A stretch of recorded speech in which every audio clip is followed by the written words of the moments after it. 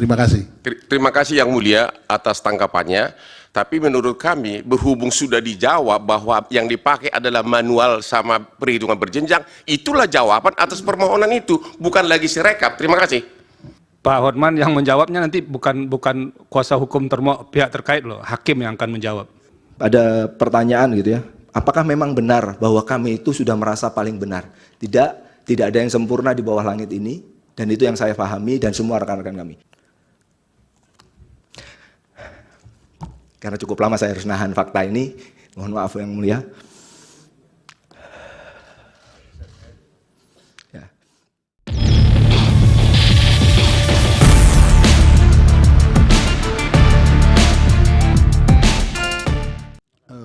Terima kasih. Pimpinan sidang, Ya. Prof. Saldi, Pak Ketua mohon izin.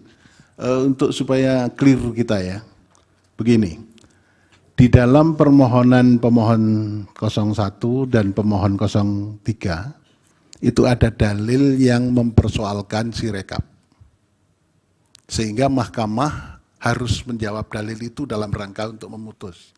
Gimana sih penggunaan sirekap ini? Oleh karena itu, Mas Hotman Paris, proses yang mempertegas dan proses dalam rangka persidangan untuk mengetahui bagaimana sebenarnya duduk persoalan sirekap, maka tetap diperlukan dan penting untuk kita ketahui bersama.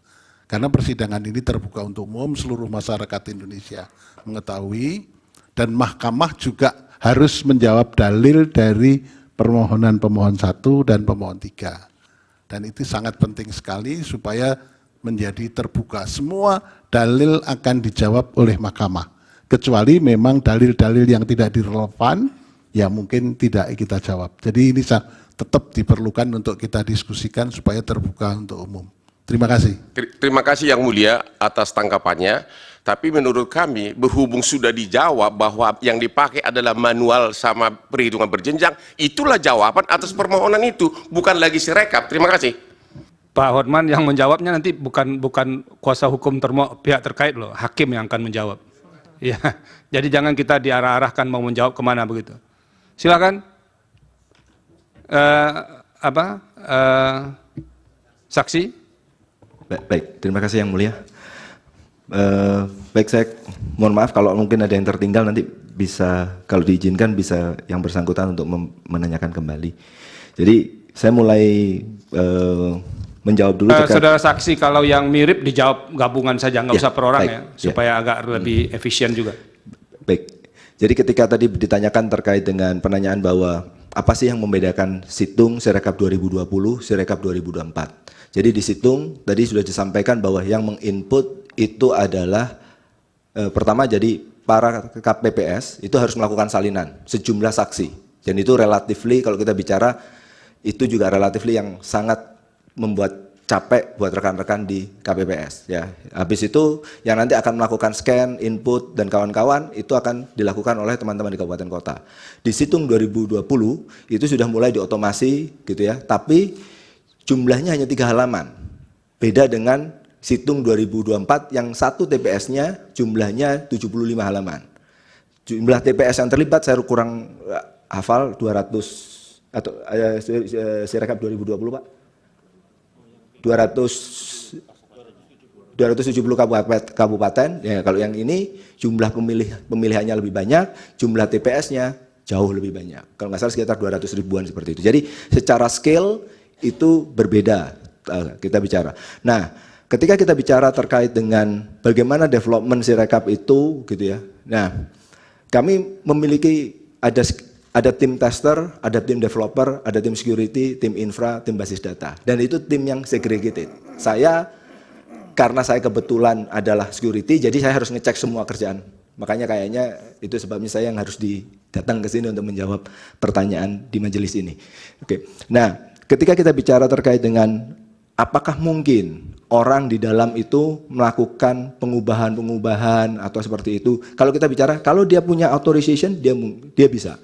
Tapi itu sebabnya kalau di kasus yang Lampung tadi, itu kita bisa tahu itu siapa yang melakukan, jam berapa dia melakukannya, IP-nya berapa, kita semua catat. Karena di dalam security itu ada dua pendekatan. Yang pertama kita mencegah kejahatan atau kita mencatat kejahatan. Karena orang kan kalau kita bisa mendeteksi, oh ini penjahat, ini orang baik, nah kita lakukan pencegahan. Tapi kan bisa saja orang yang kita deteksi sebagai orang baik, ternyata lambat laun dia melakukan kejahatan. Belum tentu orangnya, tapi bisa saja perangkatnya disusupi oleh malware. Itu. Jadi kami melakukan pengetesan dengan tim yang terpisah dan masing-masing tim bertanggung jawab atas hasilnya dan ada cross check dan kawan-kawan. Nah, ketika kita bicara tadi ada pertanyaan gitu ya, apakah memang benar bahwa kami itu sudah merasa paling benar? Tidak ada yang sempurna di bawah langit ini dan itu yang saya pahami dan semua rekan-rekan kami. Apakah kami sudah diaudit? Sudah kami diaudit. Bisa dipakai. Ada dua lembaga yang melakukan audit, BRIN telah melakukan audit dan BSSN telah melakukan technical assessment. Karena cukup lama saya harus nahan fakta ini, mohon maaf yang mulia. Ya. Nah, jadi kami sudah diaudit, gitu ya. Terima kasih dukungan dari para lembaga negara tersebut, gitu ya, mendukung kami untuk menjadi lebih baik seperti saat ini. Walaupun tadi ada banyak kekurangan dan kawan-kawan, ya saya ambil pekerjaan ini, saya mau turun dari kampus, ya karena saya pengen belajar, pengen zakat ilmu gitu ya. Kalau dosen nggak terlalu banyak duitnya, makanya zakatnya lewat ilmu, bismillah. Nah, ketika kita bicara terkait dengan pada hari H diunggah pertama kali gitu ya. Lalu sistem itu bagaimana sih melakukan pengecekan? Tadi sudah disampaikan, kami akan mendandai data-data yang kita anggap, saya menyebutnya fishy atau aneh secara anomali. Tapi kita tetap terima, Pak. Kita tetap terima karena ya itu tadi ada statement yang sudah menyatakan bahwa tadi di salah satu screenshot itu ada juga menyatakan bahwa ini data ini sudah benar. Jadi itu statement KPPS, ya sudah kita ambil statement itu. Nah, kami punya pengecekan secara rutin, tapi kita tidak mengaktifkan pada saat pertama untuk take down. Jadi, nah setelah saya lupa hari kedua atau malam hari ya Pak ya, yang kita akhirnya kayaknya kita Pak Hasim dan jajarannya memutuskan ya udah kita pakai automated take down. Jadi kalau sudah lewat angkanya kita nggak langsung publish. Jadi suara yang dari KPPS itu nggak langsung automated publish. Kita lihat dulu teman-teman kabupaten kota harus melakukan verifikasi apakah memang benar angkanya segitu karena kita menyebutnya angkanya angka ekstrim. Itu yang kita lakukan. Tapi fitur itu tidak kita enable dari awal karena apa? Karena ya kita awalnya sudah punya husnuzon menyatakan bahwa lah itu kalau statementnya dari teman-teman KPPS ya begitulah kejadian yang mutlak terjadi di lapangan. Ya, kalau kita punya delegation kita harus memberikan authority, kita harus memberikan trust di situ. Tapi ketika kita lihat perkembangan seperti itu ya terpaksa switch itu kita aktifkan, baru teman-teman itu mulai bekerja.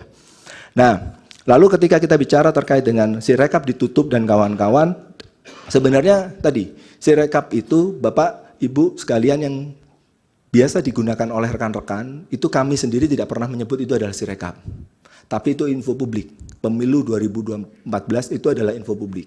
Sirekap 2024 itu adalah info publik, mohon maaf. Sirekap seperti websitenya mungkin sirekap-web.kpu.go.id itulah tempat orang nyetor data, memperbaiki data dan kawan-kawan. Nah, itu yang sebenarnya tidak pernah tutup. Sampai sekarang juga untuk keterbukaan informasi publik, teman-teman di daerah masih berusaha mengumpulkan hasil yang masih belum ada gambarnya di ini. Sekaligus juga melengkapi kayaknya form rekapitulasi ya Pak ya, hasil rekapitulasi. Jadi kita punya mekanisme itu. Nah, kalau kita bicara kenapa kok sempat dihentikan proses update ke dalam info publik atau pemilu 2014 atau kalau masyarakat menyebutnya adalah Sirekap gitu ya. Nah, pada waktu itu adalah karena kita tidak yakin gitu ya, karena kita tidak yakin bahwa ini data yang sudah kita terima benar atau enggak. Ya sudah, yang sudah masuk kita bereskan, yang sedang dalam antrian ya jangan keluar dulu, nanti keluar kotor disalahkan lagi, repot lagi kita nggak pernah tahu mana air bersih mana air kotor. Jadi itu dugaan saya, karena ya saya tergantung dari arahan dari tapi itu setelah kita berdiskusi seperti itu kebatinan yang saya tangkap adalah oke, karena tidak yakin dengan data yang baru ini malah jangan-jangan bikin blunder, stop dulu, yang sudah keluar kita bersihkan, yang baru masuk kita sembari filter itu pelan-pelan. Jadi itu yang kami pahami. Nah, terkait dengan perbaikan tadi banyak sekali menyatakan bahwa mohon maaf buat pemohon yang menyatakan bahwa menganggap saya dengan saksi secara personal saya mengenal gitu ya. Saya tidak menganggap bahwa yang bersangkutan adalah bilang sesuatu yang salah, tapi saya hanya mengomentari satu kasus. Tentang dugaan penggemblungan, saya nggak bicara tentang puluhan juta. Saya bilang kemarin sempat menyebut sebuah TPS ketika kami cek datanya bahwa ternyata angka itu diubah karena begini. Untuk yang tuduhan yang lain bagaimana? Saya tidak bisa tahu karena kalau ada data TPS-nya, kalau TPS ini, kita bisa lihat dan kita bisa cross check D-nya bagaimana, C-nya bagaimana. Oke. Yang saya sebutkan hanya satu TPS saja. Jadi dan itu tidak bisa diambil mengatakan bahwa saya lebih benar dari yang bersangkutan, tidak. Sama sekali, bismillah moga-moga tidak. Oke. Nah, ketika kita bicara terkait dengan bahwa ada banyak sekali perubahan gitu ya. Tadi mungkin dari penasihat hukum di pemohon menyatakan sampai 763. Saya tidak bisa mengkonfirmasi itu karena saya nggak punya laptop. Dan saya juga butuh data bahwa itu TPS berapa supaya kami bisa konfirmasi. Tapi angka 763 itu luar biasa besar sebenarnya. Jadi kami kalau memang itu ada data TPS-nya bisa disampaikan ke KPU untuk kita lakukan investigasi bersama-sama. Nah, selanjutnya ada beberapa pertanyaan yang kita lanjutkan bahwa ada saksi yang menjelaskan bahwa di KPPSB Depok itu bahwa webnya dia tidak bisa dia kontrol. Nah, saya tidak yakin yang bersangkutan menceritakan dengan tepat ya, karena KPPS tidak punya akses ke web, dia punya aksesnya ke mobile. Jadi saya tidak tahu web yang mana yang bersangkutan maksudkan, gitu ya. Terus terkait dengan pertanyaan tentang DPT 204 juta, itu bukan kapasitas saya untuk menjawab karena saya tidak mengerjakan terkait. Jadi Sirekap itu tidak ada data pribadi kecuali data user saja, gitu ya. DPT itu adalah sistem yang berbeda, adalah sidalih dan itu tidak dikerjakan oleh Institut Teknologi Bandung.